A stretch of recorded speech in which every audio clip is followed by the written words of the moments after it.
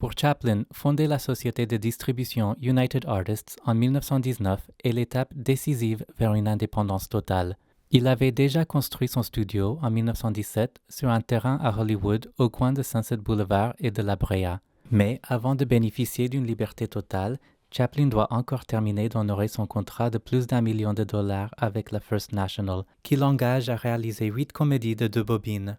Lors de la création de United Artists, Chaplin a déjà réalisé Une vie de chien et Charlot Soldat, et il termine Sunnyside, une idylle au champ.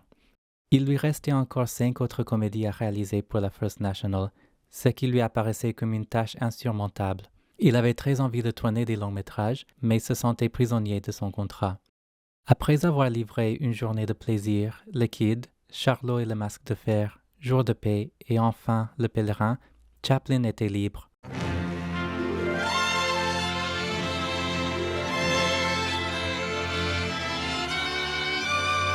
L'Opinion publique est le premier film entièrement produit et distribué par Chaplin. C'est aussi son premier mélodrame et sa première fois presque entièrement derrière la caméra. Il confie le rôle vedette à Edna Purviance. C'est en 1915 que l'un des associés de Chaplin remarque Edna assise à la terrasse d'un café à San Francisco. Il lui fait passer des essais devant la caméra. Dans les années 60, Chaplin écrit dans son autobiographie « Elle était plus que jolie, elle était belle. Elle paraissait triste et grave. J'appris par la suite qu'elle se remettait tout juste d'un chagrin d'amour. Elle était silencieuse et réservée, avec de grands yeux magnifiques, de belles dents et une bouche sensible. Elle avait l'air si grave que je me demandais si elle saurait jouer ou avoir un certain humour. Nous l'engageâmes quand même. Du moins apporterait-elle à mes comédies un élément décoratif.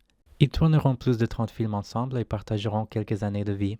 Son premier rôle principal dans l'opinion publique sera aussi sa dernière participation pour Chaplin. Le tournage commence le 27 novembre 1922 sans scénario. Chaplin dicte de nombreuses notes, écrites au crayon sur des bouts de papier et même sur du papier à télégramme. Certaines de ces notes étaient basées sur des histoires que Peggy Hopkins Joyce avait racontées à Chaplin à propos de son amant, le playboy multimillionnaire parisien et propriétaire de journaux Henri Letellier. Dans ces notes préliminaires, le personnage de Pierre Révell est appelé Let ou Letellier. Le personnage de Marie Sinclair est appelé Edna. Dans ces notes, on peut voir de nombreuses idées de titres pour le film, comme Melody of Life, Mélodie de la vie, ou encore Love, Ladies and Life, L'amour, les femmes et la vie. Comme pour ses autres films, Chaplin, perfectionniste, dirige les comédiens en jouant chaque rôle tel qu'il voulait qu'il soit interprété. Voici Chaplin dans le rôle de Marie Sinclair, et le voici en Pierre Révell, jouant le petit saxophone. Il joue même les rôles des figurants, comme dans cette scène avec Malvina Polo, l'actrice qui interprète le rôle de Paulette.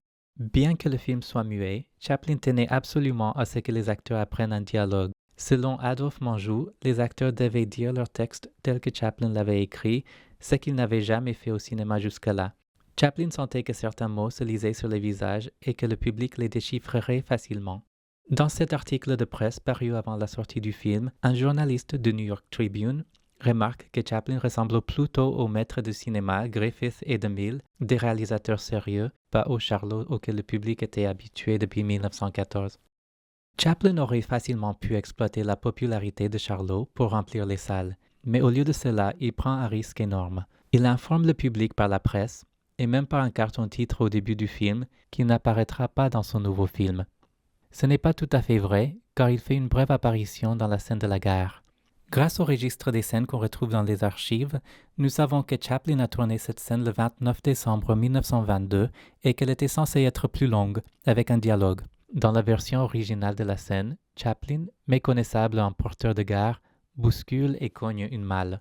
Cette version a été projetée en avant-première, mais elle était trop drôle. Selon Adolphe Menjou, les hurlements de plaisir et de rire ont duré jusqu'à la scène suivante. Chaplin a donc raccourci cette scène au strict minimum pour ne pas altérer le ton du film.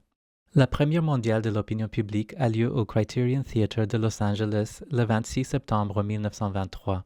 La presse annonce qu'un prologue atmosphérique, conçu et supervisé par Chaplin, sera présenté sur scène avant le film. Intitulé Nocturne, le prologue se déroulait dans un décor de studio d'artistes parisiens avec un groupe de bohèmes. Chaplin engage pour l'occasion un pianiste, un violoniste, des danseurs et un chanteur. Les danseurs s'appelaient Carlos Romero et Ginette Vallon. Ils étaient spécialisés dans la danse apache. Dans les boîtes de nuit et le circuit de vaudeville, Romero traînait Vallon sur scène par les cheveux à chaque représentation. Pour l'anecdote, en 1924, Romero épousera Malvina Polo, l'actrice qui joue Paulette.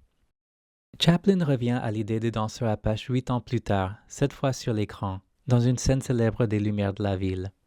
L'opinion publique est acclamée à la quasi-unanimité par la critique. Le Los Angeles Times a déclaré que c'était le caviar du cinéma, la comédie sophistiquée de l'année.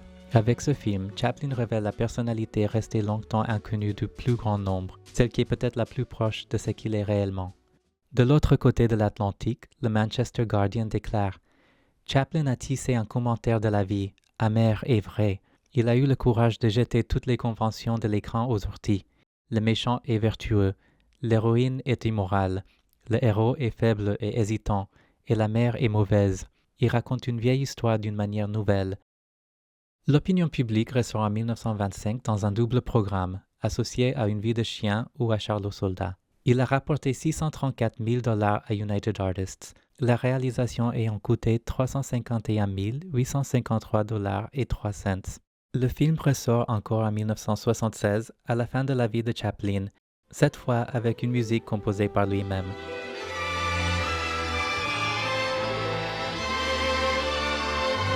Cette partition est arrangée par Eric James et orchestrée par Eric Rogers à partir de très peu de matériel.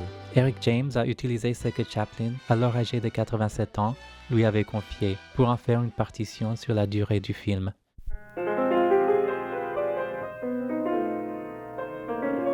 En 2003, le bureau Chaplin a numérisé une série miraculeuse de plus de 19 heures d'enregistrement effectués au studio et à domicile. Les plus anciens, datant de 1951, ces enregistrements sont de Chaplin qui compose et improvise au piano. Chaplin les donnait ensuite à ses associés pour transcription sur papier. Une grande partie de ces bandes concernait la musique qu'il composait pour les Feux de la Rampe.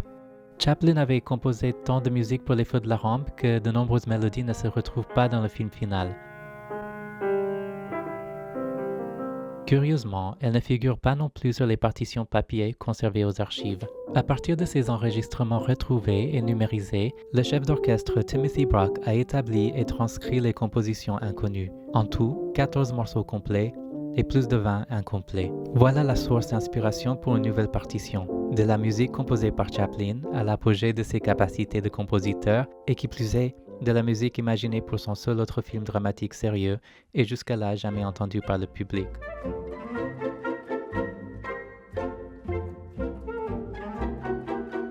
Timothy Brock a donc créé une nouvelle partition pour l'opinion publique utilisant les compositions récemment découvertes et les thèmes existants de la partition de 1976.